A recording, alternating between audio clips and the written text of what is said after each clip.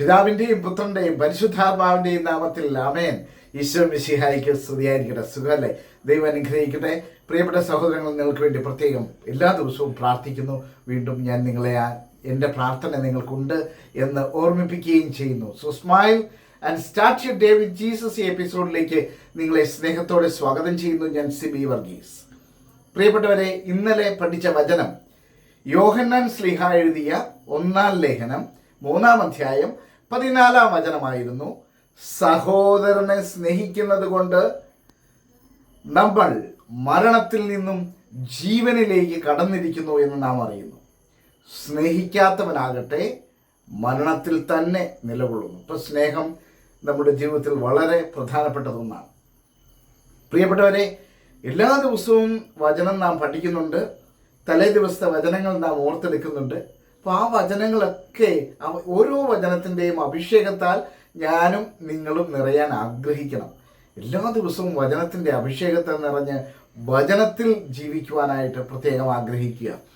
ഇന്ന് വിശുദ്ധ യോഹന്നാൻ ശ്ലീഹ എഴുതിയ സുവിശേഷം 2-ാം അധ്യായം അതിൻ്റെ 1 മുതലുള്ള വചനങ്ങളിൽ നാം കാണുന്നത് കാനായിലെ കല്യാണ വിരുന്നിനെ കുറിച്ചാണ്. അപ്പോൾ ആ ഭാഗം നമുക്ക് എല്ലാവർക്കും അറിയാം. കാനായിലെ കല്യാണ വിരുന്നിനെ കുറിച്ച് പ്രത്യേകം പറയേണ്ട കാര്യമൊന്നുമില്ല. എല്ലാ വ്യക്തികൾക്കും അറിയാവുന്ന ഒരു ഭാഗമാണ്. അതായത് യേശു പ്രവർത്തിച്ച ആദ്യത്തെ അത്ഭുതം അതൊരു കല്യാണ വീട്ടിലായിരുന്നു എന്നാണ്. കല്യാണ വീടെന്ന് പറയുന്നത് കുടുംബത്തിന് ആരംഭം കുറിക്കുന്ന ഒരു സ്ഥലമാണ്. കുടുംബത്തിന് ആരംഭം കുറിക്കുന്ന ഒരു സ്ഥലമാണ് കല്യാണ വീട്.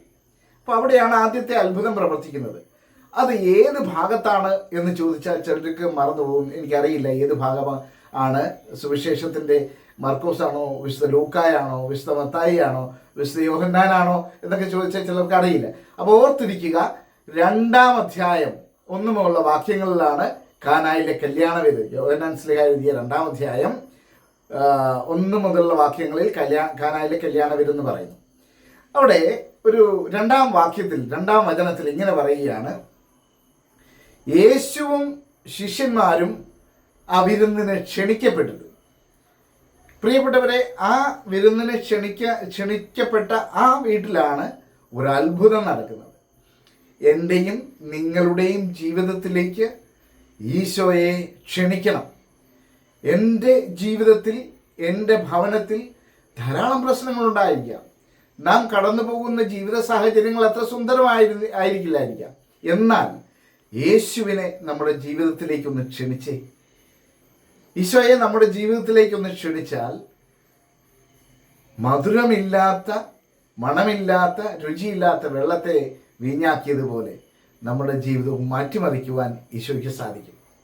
So Jesus and the disciples had been invited to the wedding.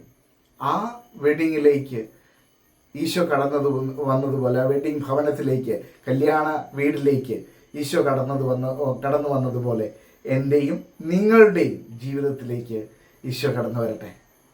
അനുഗ്രഹപ്രദമായിരിക്കും. Amen.